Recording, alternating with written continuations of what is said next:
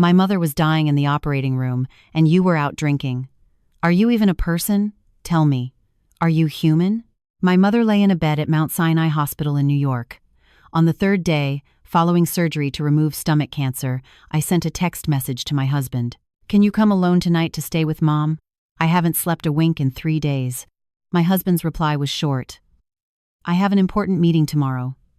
Why don't you just hire a caregiver and be done with it? From that day on, for 90 full days, he didn't even set foot in the door of the hospital room. 1 year later, my mother-in-law slipped on the stairs of the entryway to her condo on the Upper East Side and fractured her tibia. At 2 a.m., my husband's message arrived right on cue. Come running to the hospital, now. You have to take care of my mother. I looked at my phone screen and let out a small smile. Then, I sent just one sentence in reply. It was the phrase I had repeated every night, like a mantra before falling asleep during the last year, before the main story began. If you subscribe and hit like, it would be a huge help. Now, please listen calmly. When I received that call, I was in the company break room preparing a coffee with cream and 3 sugar packets. The sweet taste was so intense it almost hurt my tongue. The sound of the plastic stirrer scraping the bottom of the paper cup was crisp, but the moment I heard the words, "The biopsy results are not good," that banal noise turned into a sharp knife piercing my ears. Is this Mrs. Sarah Martin? I'm calling from New York Presbyterian Hospital Gastroenterology Department. The nurse's voice was calm, a trained calmness. Only later did I understand that they made dozens of calls like that a day, communicating misfortune to someone. For them, it was just part of the job. The results of your mother, Mrs. Mary Anderson's endoscopic biopsy, have come back. The pathology report indicates the presence of a poorly differentiated adenocarcinoma in the gastric antrum. It is necessary for her to be admitted as soon as possible for more detailed tests and surgery. Adenocarcinoma. That word, like a shard of sharp ice, traveled through the phone line, pierced my ear, descended down my throat, and landed with a dry thud in the middle of my stomach. I opened my mouth to say something, but only a wheezing sound came out, as if someone were strangling me. Mrs. Martin, can you hear me? Yes. My voice came out rough and scratchy, like sandpaper. What does poorly differentiated mean? To be sure, we need to do a CT scan and a PET scan after admission. However, based on the current biopsy results, it appears the tumor has already invaded the muscle layer, so it is best to schedule surgery as soon as possible. The fluorescent light in the break room was pale. Every object seemed to have a sickly, bluish tint. I looked at my hand. I was still holding the plastic stirrer tightly. My knuckles were white, and the coffee had already gone cold. After hanging up, I stood in the room for about 3 minutes, or maybe 5, I'm not sure. In that moment, time became sticky, like honey solidified in winter, refusing to flow. Mom, my mother with stomach cancer. This thought spun in my head, but it couldn't take on a real form. It was as if someone had told me, tomorrow the earth will stop spinning. I understood each individual word, but the meaning of the combined sentence was totally incomprehensible. The phone was still in my hand. I stared at the log of the call that had just ended, and suddenly I remembered. I have to call Jason. Yes, Jason, my husband. I dialed the number. The ringtone sounded 4 times before he answered. Yeah. What's up? There was a hint of irritation in his voice. On the other end, I could hear the murmur of people and the sound of papers shuffling, a familiar noise. He was in a meeting. Honey, my voice trembled. They just called me from the hospital. Mom has stomach cancer. What? Cancer? Yes, in an advanced stage. The doctor says they have to operate immediately. There was a silence of 2 seconds on the other end of the line. Then I heard him sigh.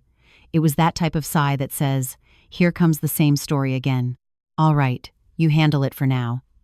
I'm in an important meeting. You know how it is. We'll talk later." He hung up. I stood staring at the words "call ended" on the mobile screen. My mind went completely blank.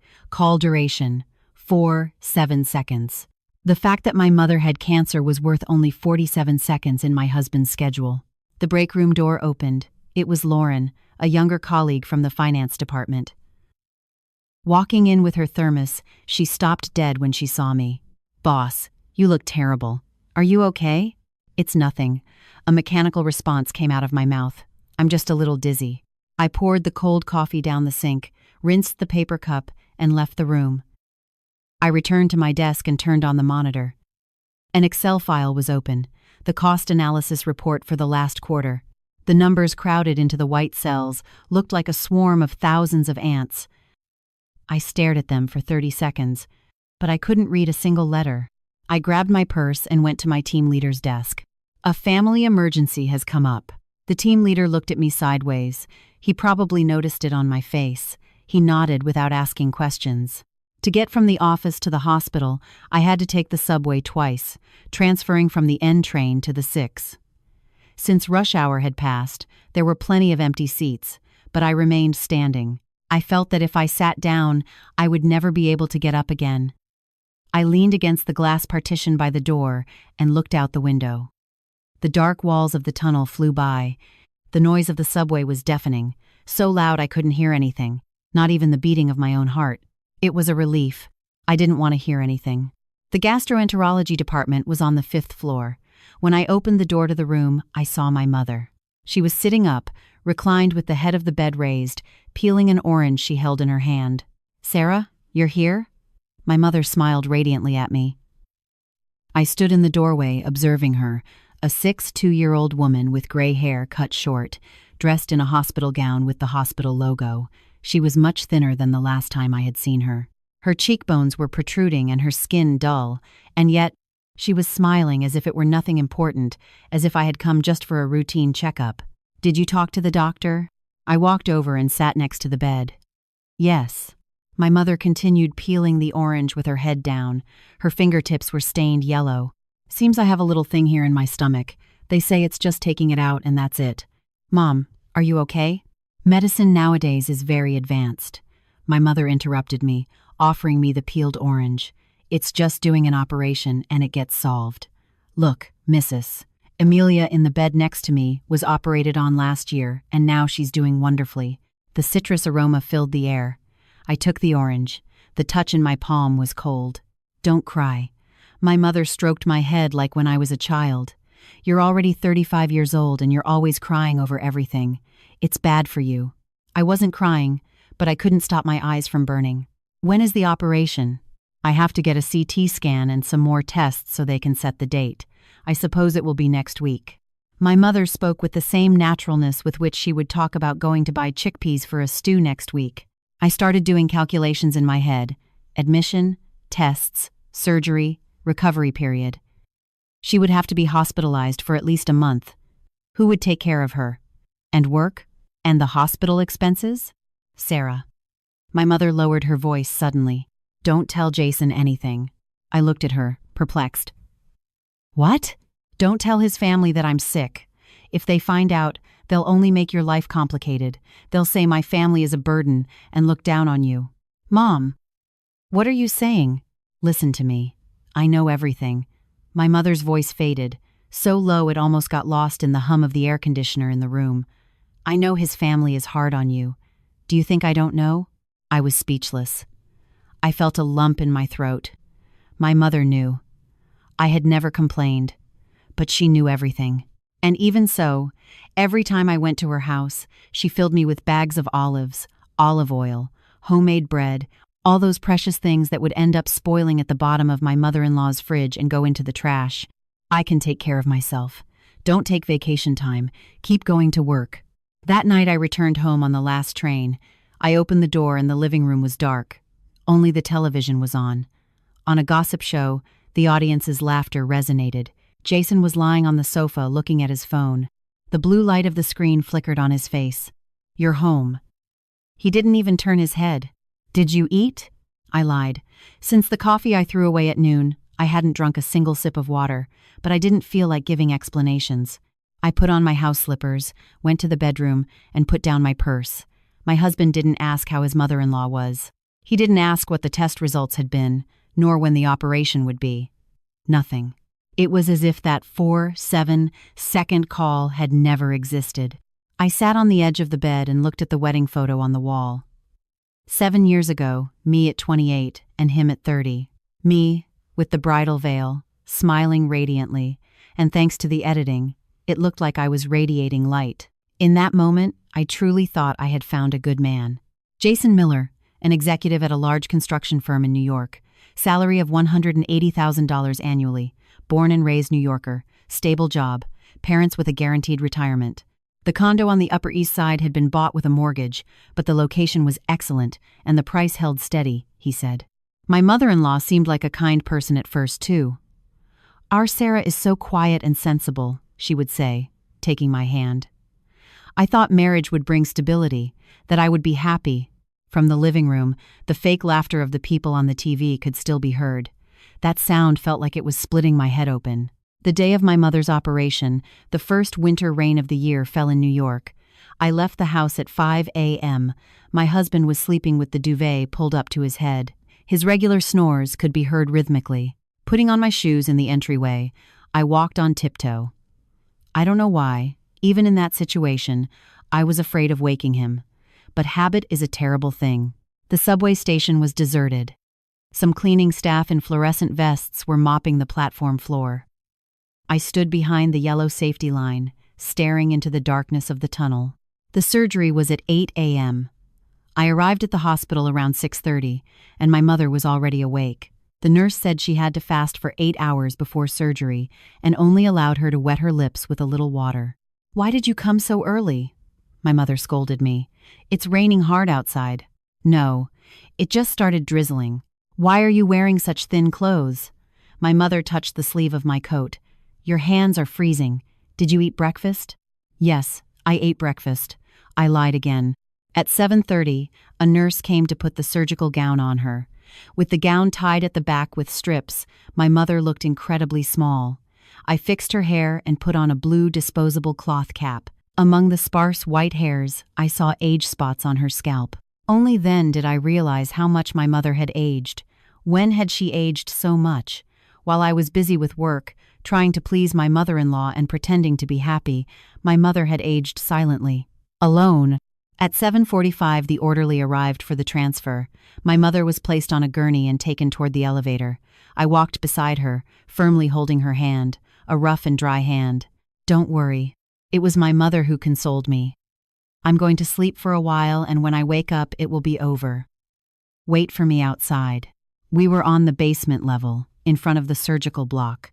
Before the red light above the gray steel door lit up with the sign "In Surgery," an orderly said, "Family waits here, please." I let go of her hand. My mother looked at me and smiled. It was the expression of a scared child smiling forcedly so they won't get scolded. Then, the heavy door closed. I was left alone in the hallway. The small glass window in the door was dark. The air from the heater coming out of the ceiling vents was dry. The hallway was long and desolate. Pale green walls, gray floor, and along the wall, a row of orange plastic chairs. I sat in a chair in a corner. The plastic chair was hard and cold.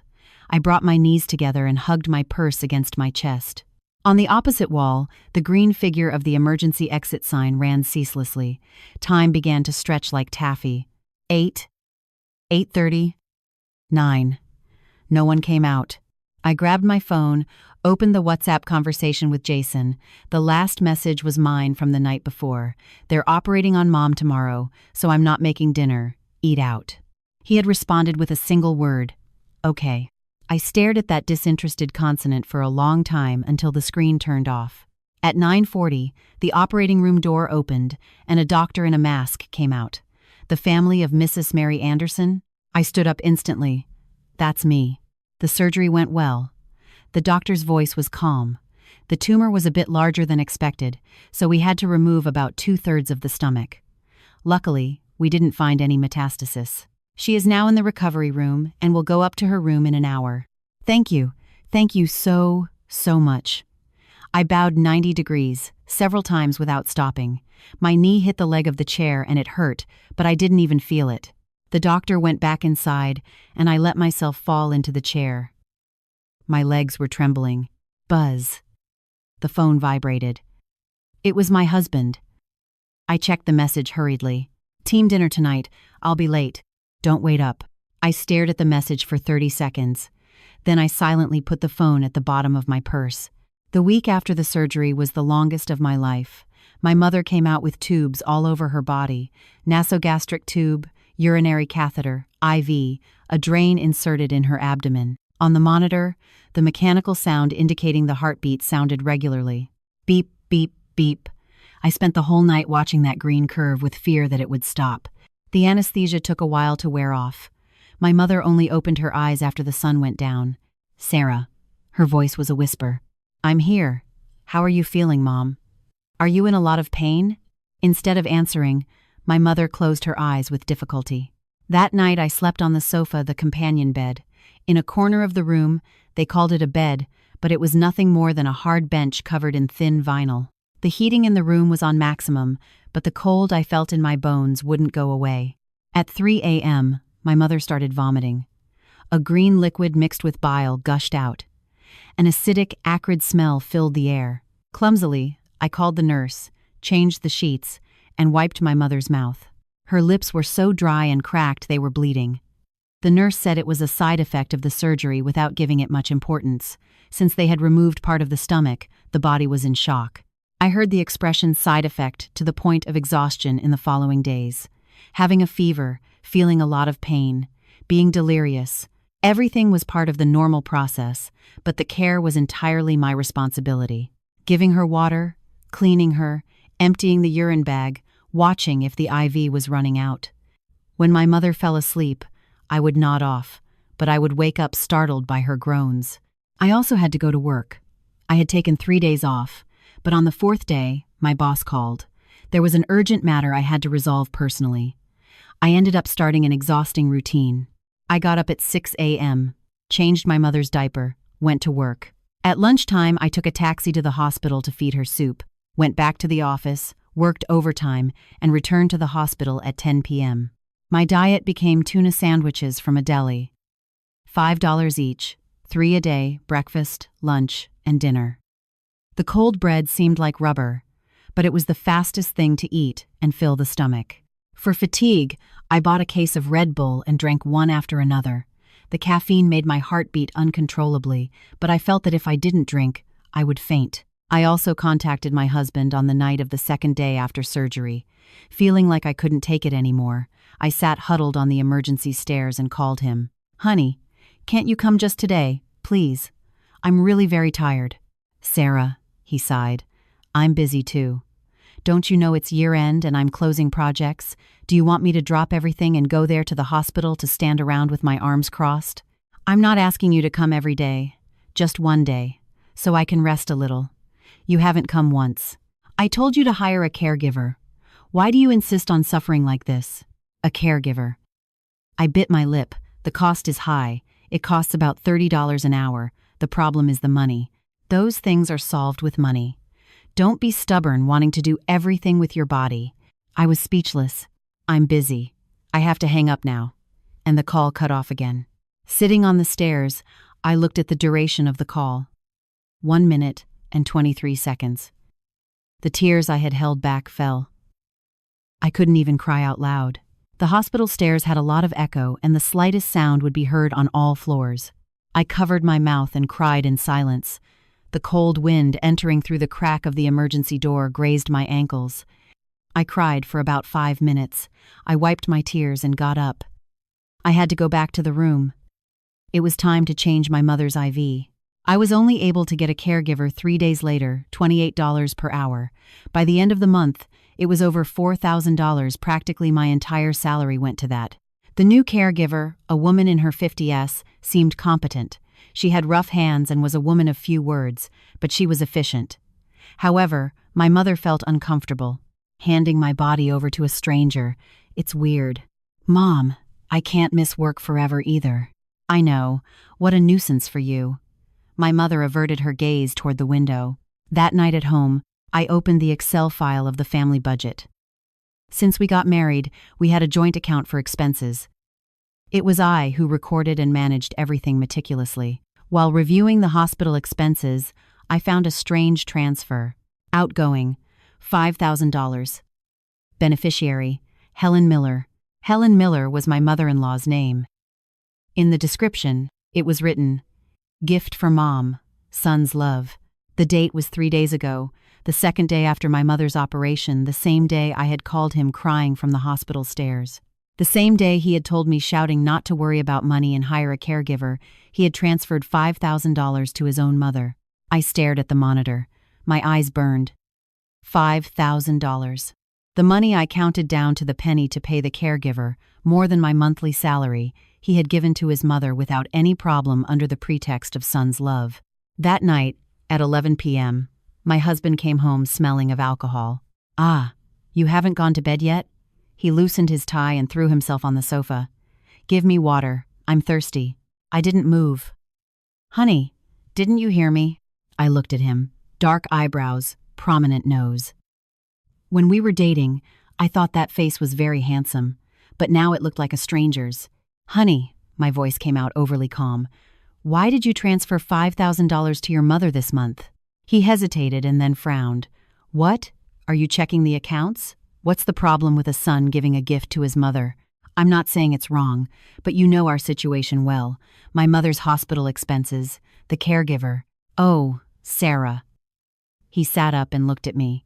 "Your mother's expenses are your family's problem. The gift to my mother I give. What does one thing have to do with the other? Why are you suddenly being so calculating?" "Calculating?" I was so dumbfounded I laughed. "My sick mother is others' problem. And you giving a gift to your mother is son's love? Don't talk like that. Have I ever said anything about your family being humble? If you need money, ask for it. Why do you come to me with these trivialities?" He got up irritated, went to the fridge, took out a can of beer, and opened it. The sound of the gas escaping was sharp. "Forget it. It's not worth talking to you." I went to the bedroom and closed the door. That night, my husband slept on the sofa in the living room. It was the first time we slept in separate rooms in 7 years of marriage. Day 40 after the surgery was Christmas Eve. I was at the hospital feeding porridge to my mother. The caregiver had also gone to her hometown for the holidays and had taken the day off. Sarah. My mother, after eating half a bowl, shook her head. "Today is Christmas Eve. Don't you have to go to your in-laws' house?" Buzz. At that moment, the phone rang. It was my mother-in-law. "Hello, Helen." "Hello, Sarah. When are you coming? We have a mountain of things to prepare for the roast and you still haven't shown up." My mother-in-law's voice was loaded with irritation.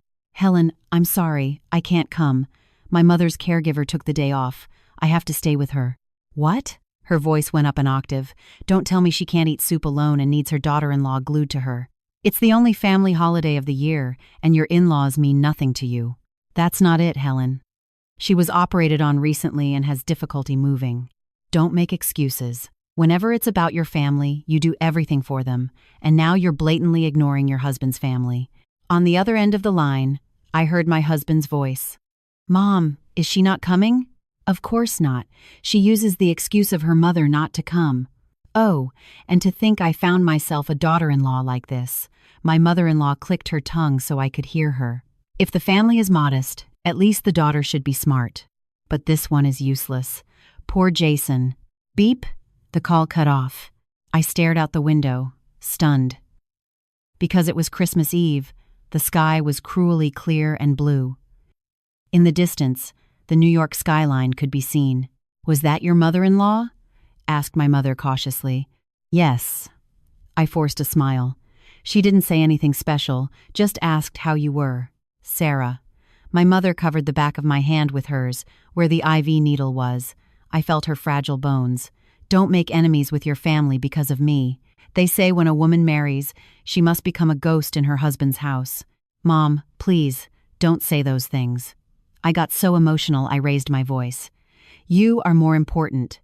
What does a roast beef matter?" My mother's eyes reddened. That Christmas, my husband must have laughed and had fun at his parents' house eating roast and pie. I, beside the hospital bed, ate a pre-cooked meal from the vending machine. My mother was discharged on day 87 after surgery. It was late December, and a biting wind blew. Early in the morning, I packed the bags, toiletries, towels, some old slippers. The wool slippers my mother used had the heels completely worn out. I received a text from my husband. "I have to pass by near there today. Want me to pick you guys up?" "The sun must have risen in the west." I replied, "Okay." At 10 a.m., my husband's black sedan pulled up in front of the hospital entrance. The hazard lights were on. I pushed the wheelchair toward the car. My husband was sitting behind the wheel looking at his phone. He didn't seem to have any intention of getting out to help with the bags or open the door. With effort, I put the bags in the trunk and helped my mother sit in the back seat. She was breathing with difficulty. As soon as I got in the car, my husband said, "There's a box back there. Mom sends it to your mother." On the floor mat of the back seat was a gift box. It appeared to be a case of royal jelly. On top of the box, a yellow post-it was stuck, my mother-in-law's handwriting strong and sharp. "Hope your mother gets better and stops giving work to our Sarah." I stared at that note. Giving work, not being a burden.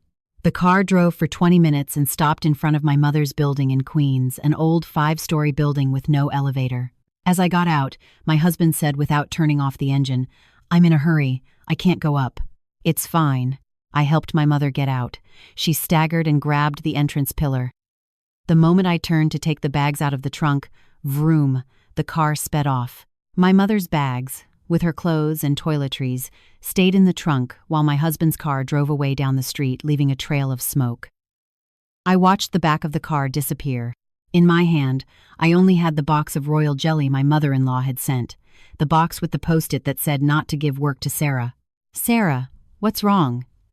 called my mother with a weak voice. "Nothing. It's nothing." I gritted my teeth, helped my mother up the stairs. On every floor, she stopped to catch her breath. It took us 10 minutes to reach the 5th floor. At home, I helped my mother lie down and went to the kitchen for a glass of water. My hands were trembling uncontrollably. He hadn't even taken out the bags and had left. He didn't care in the slightest how his mother-in-law would climb the stairs or what we would do with the luggage. That night, back in the condo on the Upper East Side, I turned on the computer and created a new Excel file. File title: Divorce Process. Evidence. Sheet 1. Date: the 15th of September 2025. Fact: refusal to help with mother's care on the day of surgery. Evidence: no recording of the call. Screenshot of call log, 4:07 seconds. Notes: excuse of important meeting. Date: the 16th of September 2025. Fact: transfer of $5,000 to mother-in-law while refusing to help with sick mother-in-law's expenses. Evidence: bank statement. Date: 24 December 2025. Fact: Christmas Eve. Insults from mother-in-law. Your family is humble. Notes: husband compliant. I kept typing. The records of 87 days. The words he said to me, his actions, his looks of disdain. Everything, without exception, transformed into text. At 2 a.m., I heard the sound of the electronic lock. Click. It was my husband arriving. I closed the laptop and put it deep in a drawer. I lay in bed and looked at the ceiling. There was a stain on the wallpaper. It looked like a broken heart. Now it begins. I closed my eyes silently in the darkness. I created an anonymous account on a forum. The username was Monday in Manhattan, because I created the account on a Monday night. That night, Jason also arrived drunk, lay on the sofa, and snored like a tank. I published a post on the forum. Title: Married for 7 years, husband ignores expenses of sick mother-in-law, but gives $5,000 gift to his mom. What do I do? The post was long, from the day of the cancer diagnosis to the 87 days after surgery, and even the post-it that said, "Stop giving work to our Sarah." I omitted specific names and places, but I described what happened in as much detail as possible. I pressed the enter key to publish, and then I closed the laptop and went to sleep. The next morning, when I checked the forum, the comments section had literally exploded. "OP, you are a saint. You have to separate from that man immediately." Wow. Giving $5K to his mom and thinking it's expensive to help with Mill's care? Seriously, what a piece of trash person. Divorce is the only answer. Gather evidence and run, please. There were people asking for details, insulting the mother-in-law, giving information about the divorce process in New York and asset division. The reactions were intense. Among them, a message in my inbox caught my attention. The sender was Mr. Roberts, family law attorney. The profile photo showed a man in his 30s with glasses and combed hair. "Good morning, ma'am. I'm an attorney at a firm in New York specializing in divorce and asset division. I read your post and would like to give you some advice.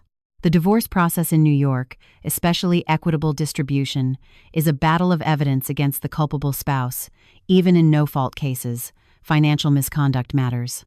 What you are doing, recording everything by date, saving WhatsApp screenshots, obtaining bank statements, is an excellent strategy. You already have half the battle won. If you need a more detailed consultation, please contact me. The first consultation is free. I stared at the message for a long time and then replied with just 3 words: yes, thank you. I started organizing the accounts and financial records seriously 3 months later. By then, half a year had passed since my mother was discharged. With only a third of her stomach, her diet was careful, but her health had improved considerably. Every weekend I went to her house, did the shopping, cooked, and kept her company. Jason didn't complain about it, or more precisely, he had no interest. "If you want to go anyway, you have nothing to do at home," he said with disdain. I didn't answer. That night, in my Excel file of evidence, I started investigating something else: the transaction history of our joint account for the last 3 years.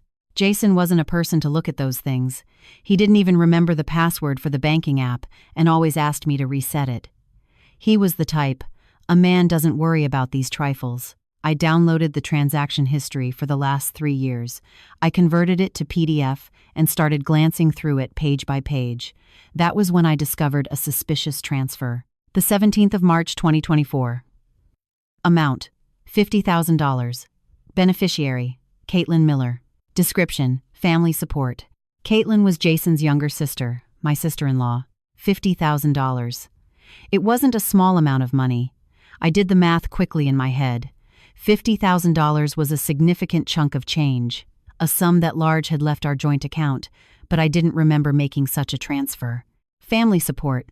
What kind of family matter needs $50,000? I investigated further.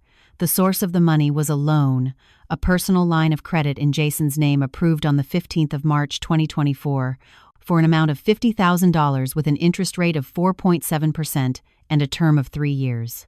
The purpose of the loan was registered as personal credit. I opened the loan details and scrolled down. In the guarantor, co-signer section, a name was written clearly: Sarah Martin, my name. I stared at those 2 words for over a minute, stunned. I had never signed any document as a co-signer for a loan, never. It wasn't possible that I had forgotten being a guarantor for a $50,000 loan and forgotten completely. It was impossible. Then that signature was fake. I opened the laptop, logged into the bank's website, and requested to see the original loan contract. The next day, the document arrived by email. I opened the file and checked the last page, the co-signer signature section. There was the name Sarah Martin. The handwriting was too familiar. The letters slightly slanted to the right, the thin strokes and elongated tips. It was Jason's handwriting, the one I had seen for 7 years. There was no way to fool me. He had forged my signature. He had applied for a $50,000 loan using my name as a guarantor and transferred all the money to his sister. Sitting in the desk chair, I stared at the forged signature on the monitor. I couldn't move. In the distance, the sound of a car horn cut through the double-pane windows and resonated. This was my husband. My husband of 7 years, a man who, without his wife's knowledge, uses her name to apply for a $50,000 loan and give it to his sister. I took a deep breath and exhaled slowly. A new line was added to the Excel file. Date: the 17th of March 2024. Fact: husband applies for $50,000 loan under pretext of family support, forges wife's signature as co-signer, and transfers money to sister Caitlin Miller. Evidence: copy of bank loan contract, transfer statement, notes. Document forgery. Fraud. Possibility of criminal complaint, DA. I discovered the notebook 2 weeks later. That day we were preparing Christmas dinner. My mother-in-law, every year at the beginning of winter, organized the dinner preparation as an annual event. Jason warned me the day before, "Tomorrow you go to Mom's house to help her." It wasn't a request, it was an order. I had no choice. The next day, at 8 a.m., I arrived at my in-laws' house, a condo on the 32nd floor on the Upper East Side with views of the NYC skyline. My mother-in-law was already in the kitchen directing operations.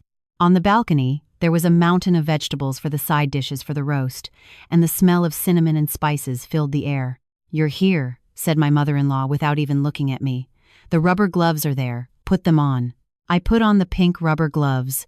They were thick and clumsy, making hand movement difficult. For the next 4 hours, I was crouched on the balcony preparing food, cutting vegetables, kneading dough for sweets. I lost feeling in my knees, and my back hurt as if it were going to break. Inside the gloves, my hands were soaked in sweat. My mother-in-law came by occasionally to criticize. "Look, this lacks salt.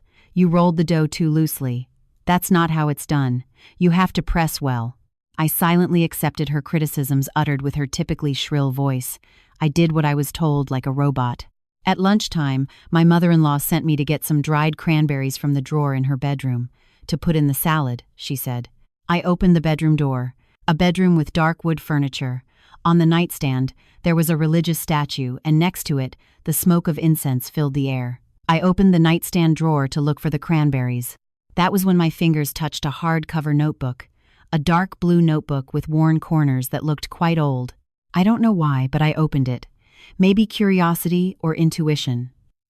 On the first page, in my mother-in-law's handwriting, was written, "Daughter-in-law expenses." I held my breath. I started reading. The 23rd of May 2018. Wedding gift, 18K gold ring, approx $10,000. The 24th of December 2018. Christmas gift, $500. The 17th of April 2019. Easter gift, $500. May 8th, 2019. Birthday dinner at Le Bernardin, $380. It was all frighteningly detailed. Date, item, amount. Even the dinner they had paid for me was recorded. I turned the page. The 25th of January 2020. Purchase of winter coat, $720. Le 2 mars 2021. Massage Voucher, 10 sessions, $850. The 17th of June 2022. Money to buy ingredients for Jason's birthday dinner, $150. Didn't even need that much. And on the last page, in capital letters, was the sum. Total. Approx $37,000. Debt. A small note added, "To be reclaimed in full in case of divorce." Reading that sentence, my hands trembled slightly. $37,000. The money my mother-in-law had invested in me in 7 years of marriage. It was all a debt. The food I ate, the money I received, the gifts they gave me, everything was a debt recorded in a notebook. To be reclaimed in full in case of divorce. This phrase resonated in my head like a coiled venomous snake. If we divorced, she was going to present this notebook and demand the money. With what, right? Wasn't the wedding gift something a daughter-in-law receives naturally? The holiday money wasn't like a blessing given to someone younger. The dinner she paid for and the dinners I paid for them and the gifts I brought for 7 years on holidays and birthdays. Manuka honey, fruit baskets from Dean and DeLuca, vitamin supplements. Where was that? None of that was recorded, only what she had given. "Sarah, did you find the cranberries? The salad isn't going to make itself." My mother-in-law's voice came from the living room. I quickly closed the notebook and put it back in its place.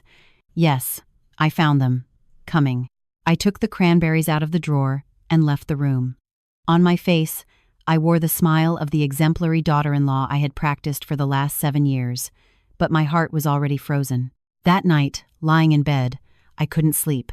The content of that notebook repeated automatically in my head. The gold ring they gave me when I got married, I thought it was a sincere gesture from my mother-in-law. When she called me on every birthday to say congratulations, my daughter-in-law, I thought she considered me family. In the end, everything was being calculated, recording everything down to the last penny, waiting for the day she would recover it. I turned over and buried my face in the pillow. Beside me, Jason slept deeply. His regular snores could be heard. This man slept so calmly, without knowing his mother recorded even the price of his wife's dinners in a notebook, thinking I didn't know he had given $50,000 to his sister. Or did he know everything? Was he just pretending he didn't know? Was there any truth in this house? The next month, I turned the house upside down. The excuse was a general cleaning and organizing, but the goal was to gather evidence. I opened all the drawers, checked all the files. That was when, at the bottom of a safe in the desk, I found the prenuptial agreement, marital contract, that my mother-in-law had insisted we make before the wedding. At that time, I didn't understand anything about the matter and thought it was just a formality. Jason had also said, "My mom is a bit dramatic. It's just a piece of paper. Don't worry. Sign it and that's it." I took out the document and read it again, word for word. Article Sept. In case of dissolution of marriage due to the wife's fault, she waives any right of participation in marital assets acquired after marriage and will pay the husband an indemnity of $100,000. My eyes opened wide. Wife's fault. What did that mean? If I was unfaithful, or if I asked for the divorce first, or if they invented that I had been disrespectful to the in-laws. This contract was a trap from the beginning. I don't know if this clause would have legal validity in New York, but one thing was certain: I couldn't give them any reason to blame me. On the contrary, the fault had to fall on them. In the safe were other documents: a copy of the condo deed, insurance policies, and an old, yellowish paper envelope. I opened the envelope. Inside were some printed sheets with WhatsApp conversations. The date was from 2017, a year before our wedding. It was a conversation between Jason and a woman. The face of the woman in the profile photo looked familiar to me. I looked closer, and my heart stopped. Megan Foster, the person who introduced us, Jason's coworker who was part of the same project team, the woman who introduced me to Jason at a company dinner. After we got married, we even paid for an expensive dinner to thank her. The content of the conversation was as follows. Jason: Megan, do you really think this is a good idea? Megan: don't you want to marry a quiet, modest woman? Sarah is perfect. Humble family, no big ambitions, seems easy to control. Jason: and you, Megan? Megan: me? I stay where I am. Marriage is marriage. We are us. Jason: Megan, don't you trust me? Megan: of course I trust you, Jason. So, do what I say. Marry her. We continue as always. Your mother stays happy. I stay calm. You look good. Isn't it good for everyone? Jason: okay, I'll do what you say.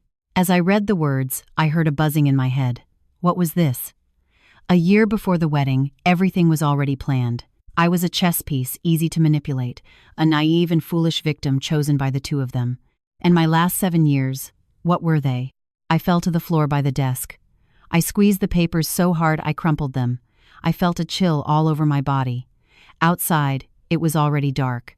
Jason said he would be late. He had a company dinner. The desk area was silent. Only my panting breath could be heard. I don't know how long I was there. When I realized, my hands were soaked in sweat.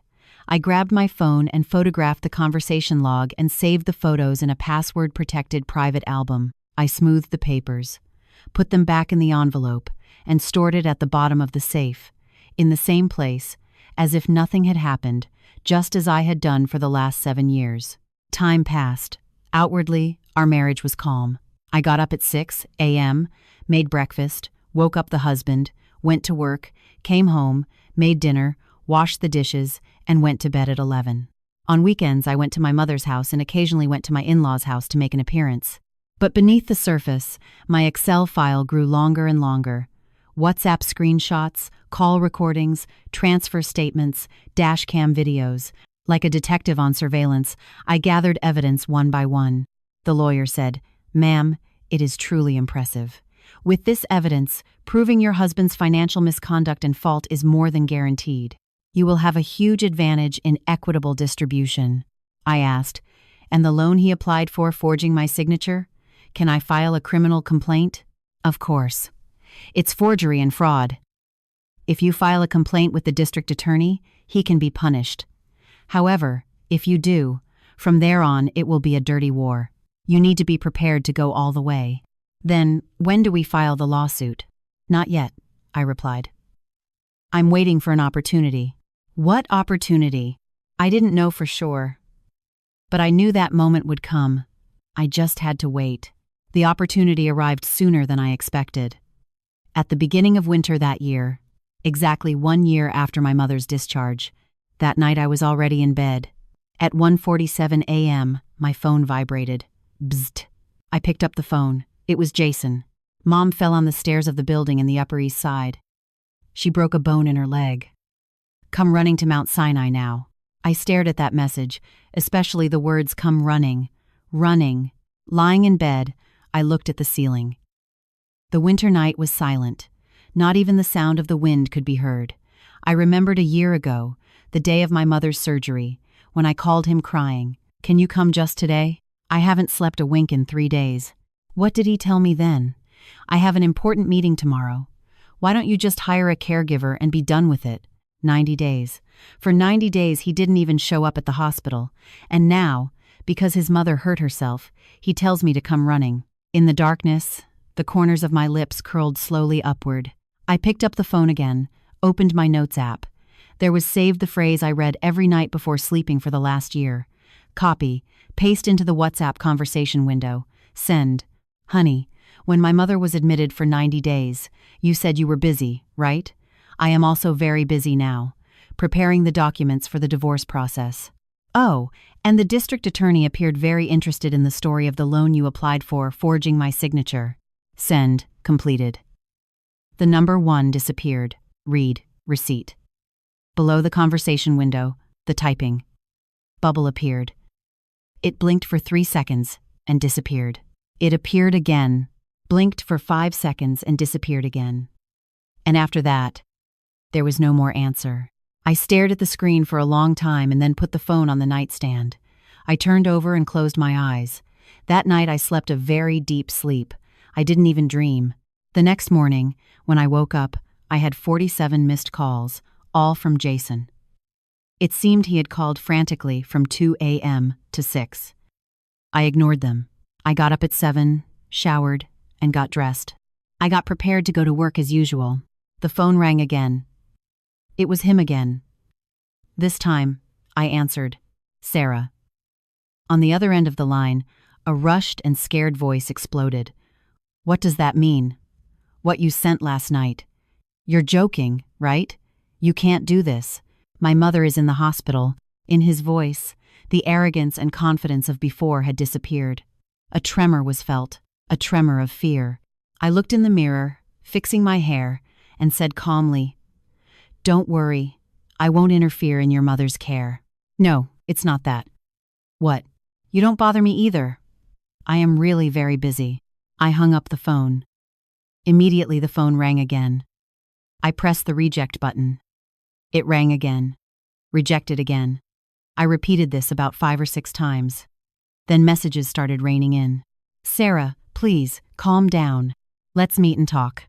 If I did something wrong, I'll change everything. I'm sorry. Please, I beg you, just don't file the complaint. They'll fire me. My life is over." I ignored them all, one by one. I grabbed my purse and left the house. The subway during rush hour was full.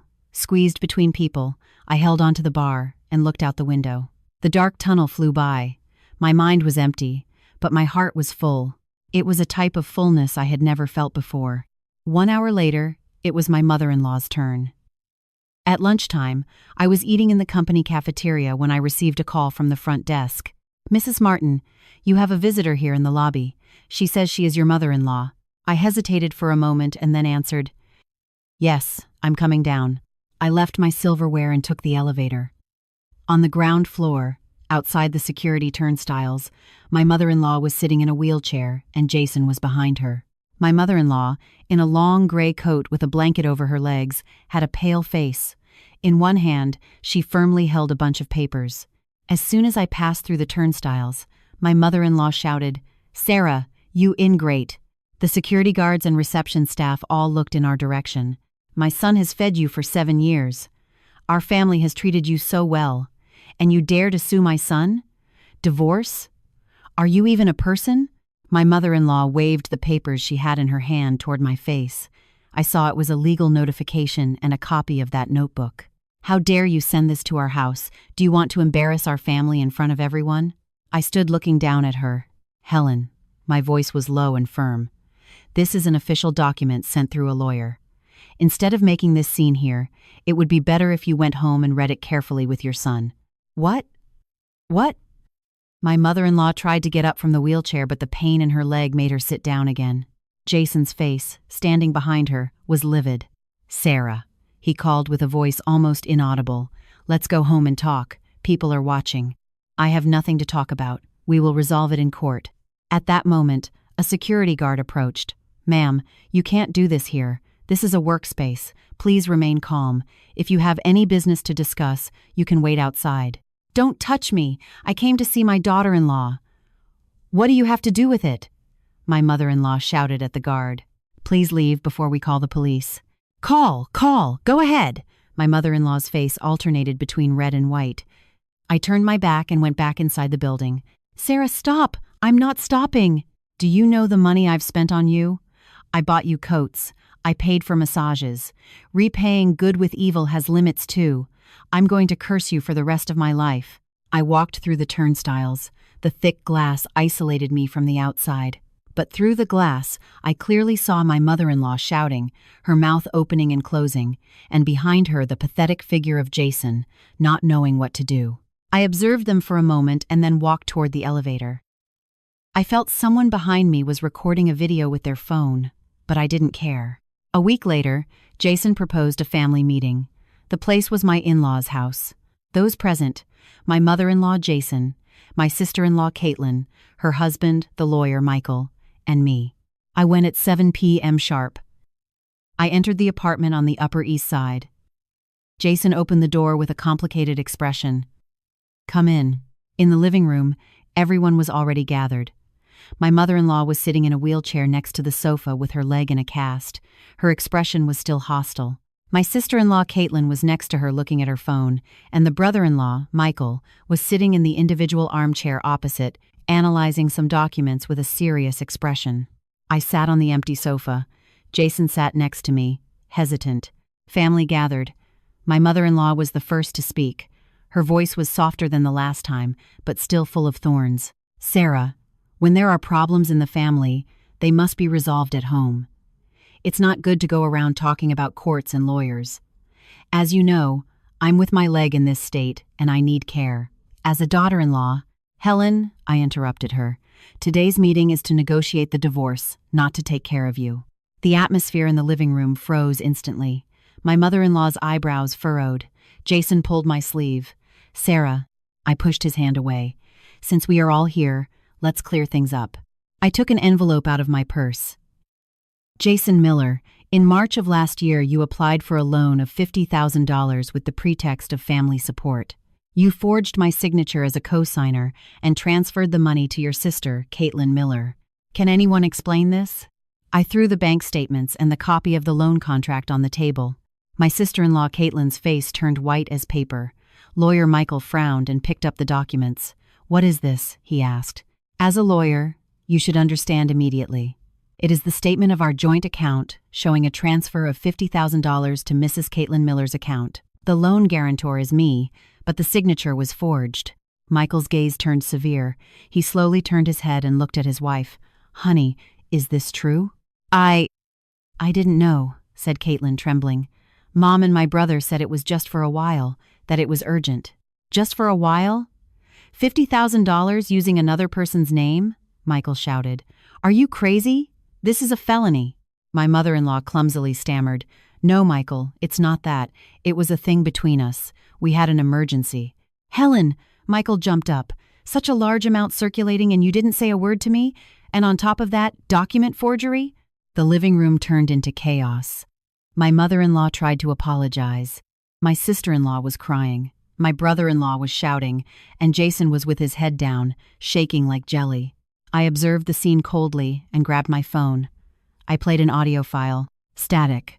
If the family is modest, at least the daughter should be smart. But this one is useless.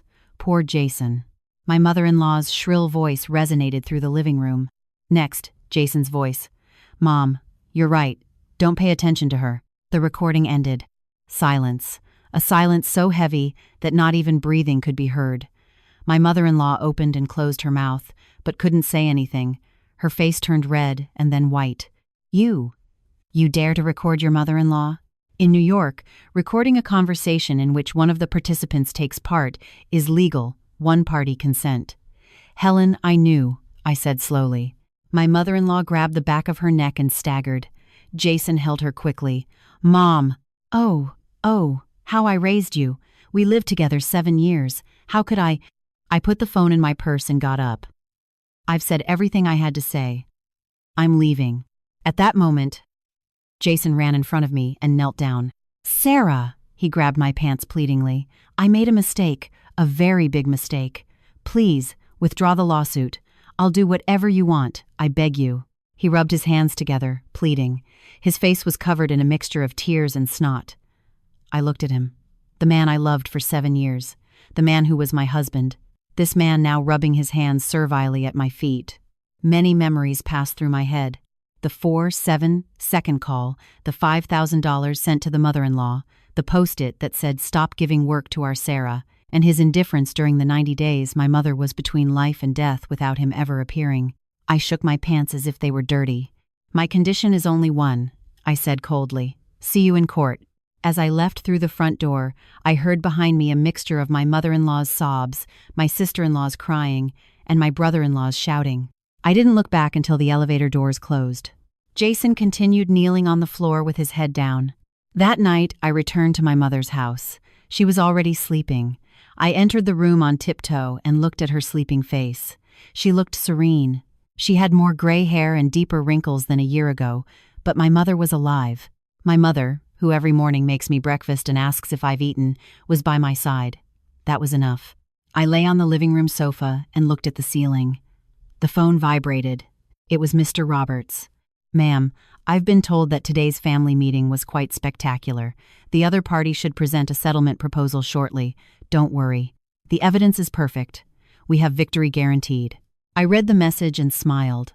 Outside, the New York night sky was cloudy and not a single star could be seen, but I had the feeling that tomorrow would be clear. What followed unfolded with surprising speed. Right after that night's family meeting, my brother-in-law, lawyer Michael, announced the divorce right there, alleging concealment of premarital debts and complicity in document forgery. He initiated divorce proceedings against my sister-in-law Caitlin and made it clear that the $50,000 would be her responsibility. Caitlin screamed, "It was Mom and my brother who forced me," but it did her no good. My mother-in-law, with the shock, had her blood pressure spike to 180 and was hospitalized. Jason, pressured by both his mother and his sister, went through hellish days. From what I heard, the Miller family was literally shattered. I just had to wait. 6 months later, the judgment came out. New York Supreme Court. Judgment in the first instance. Document forgery, concealment of assets, and the husband's fault, financial misconduct, were all proven. I received 65% of the marital assets acquired during the marriage and an additional indemnity of $50,000. The condo on the Upper East Side, which my mother-in-law was so proud of, went to me, as I proved I had paid the majority of the mortgage. Jason appealed, but the result in the second instance was the same. The day I received the final judgment was a sunny spring afternoon. Standing on the steps in front of the courthouse, I looked at the paper with the red court seal and took a deep breath. The air smelled of flowers. It smelled of blooming trees in the park. A year after the divorce, I moved into the condo that was now mine.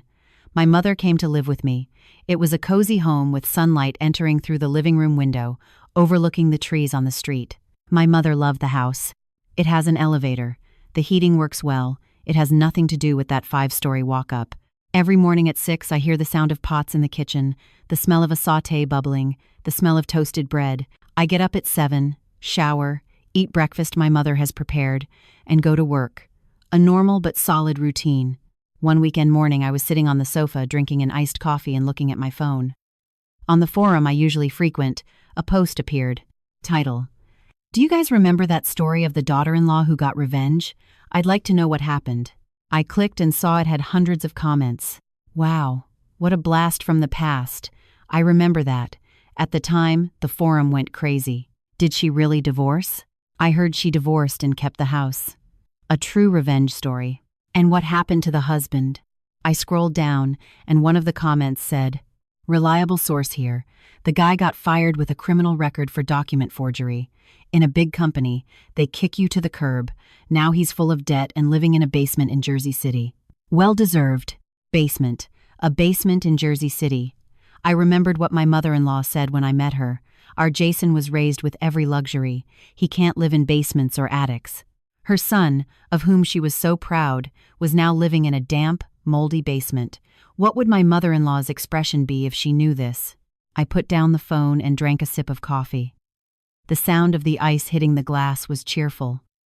The bitter taste of the coffee cleansed my mouth. "From the kitchen," my mother called. "Sarah, lunch is ready. Come eat." "Yes, coming." I got up and went to the kitchen. The sun illuminated the living room floor, and I saw my mother's back with an apron. The leaves of a plant in the window shone with an intense green.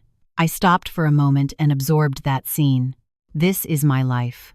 A life without a husband, without a mother-in-law, without notebooks of debts, without looks of disdain. Just me, my mother, and our cozy home. This is enough. Sometimes I think of Jason. It's not nostalgia, it's just like flipping through an old album, a memory that passes. According to rumors, he tried to date some women, but everything went wrong. The mother-in-law, with her broken leg, developed bed sores and spends the whole year lying down. And caregivers quit constantly. The sister-in-law ended up divorced and lives with her parents without a penny. Of that Miller family so proud, only the shell remains. One night, I received a call from an unknown number. I answered, but no one spoke, only a panting breath and the muffled sound of a bar. It seemed to be someone drunk who had called a number they hadn't managed to delete. I hung up without saying anything. The next day, I had a few more missed calls, but I ruthlessly added them to the block list. After that, I never received calls of that type again. And a year later, on a sunny spring weekend, I was leaning on the sofa, looking out the window and drinking coffee. On the forum, someone published another post. That justice-seeking daughter-in-law. How is she living now? I read the question, smiled, and closed the screen. Outside, the birds were singing. It was spring.